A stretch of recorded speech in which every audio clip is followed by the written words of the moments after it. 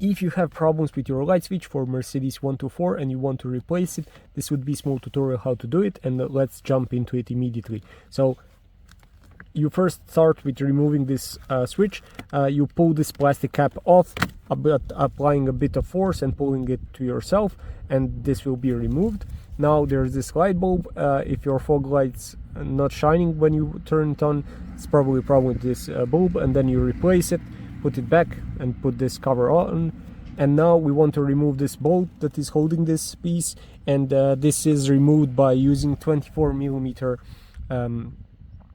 socket, and yeah, you just try to do it. It's not tightened too much, so you could fairly easily do it, but yeah, just to be careful to start with using with the tool, and then you could proceed by just using your hand. It's very easy to undo, and because this is plastic, it's not tightened too much because it can crack.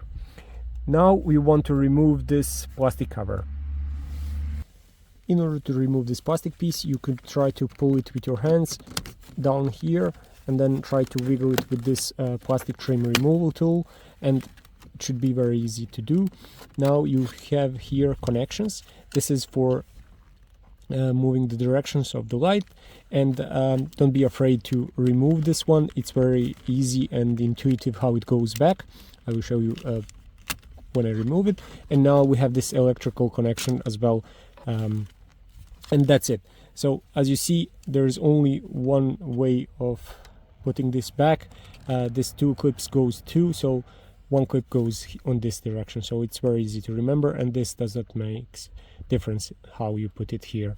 So this one is removed. Now we want to remove these bolts, and also we want to do it the same for different sides. So let's start by removing this one as well, and then removing the bolts. In order to remove this side, you put this plastic trim piece and you just try to wiggle it out, and it should come off fairly easily. And that would be it. As you see, there are two bolts more, so let's remove them. In order to remove these bolts, you need 8mm, and you do them one by one, all 5 of them. Unfortunately, this one is harder to reach because of this compass switch, so you cannot use your power tool, and basically you need to do it by hand. So it will take some time, and I will come back to you when I remove these 5 bolts. After we remove these 5 bolts, we need to proceed by removing these 2 under this parking release. And then there are a few more. So the main one is actually inside of this hood release. I hope you can see it. This is Phillips head, and you need to use Phillips screwdriver, long one, and you could theoretically access it through this hole. And there are a few more. So not sure if you see this one, at least. Here is Phillips head. It could be 1 or 2 more here, but I don't see it on my place. Probably there was one here and somebody just forgot to put it back last time. So let me remove these bolts, and then this complete section will come down. Let me show you.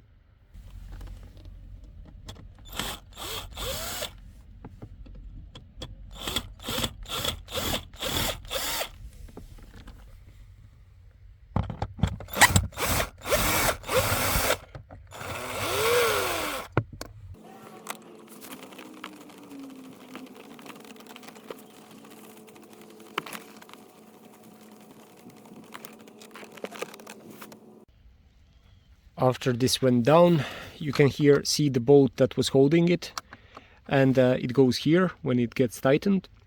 So basically you can now remove it by getting this off, and then it will drop down. Yes, and when you're putting it back, you need to pull this lever and then put the bolt in this hole, align everything with this hole here, and then you just tighten it.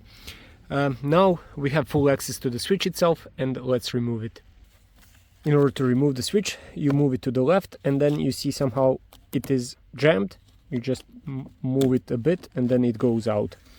And in order to remove the connections, you just need to apply a bit of force because there are too many pins here. And you don't need to worry how it goes back.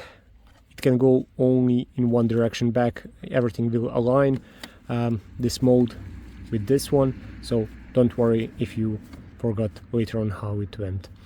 And basically, yeah, you just put the new switch inside, and like I mentioned, you will try it like this, and it works. Like this, it will not.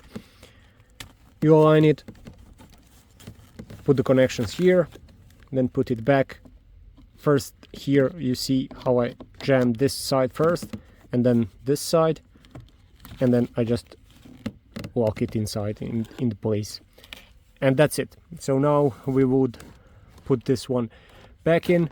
We would start with this main bolt, sorry, that is under hood release here, and then few bolts underneath, and then on the top, and put the plastic cap on, and that's it. You can track your changes back and everything will be good.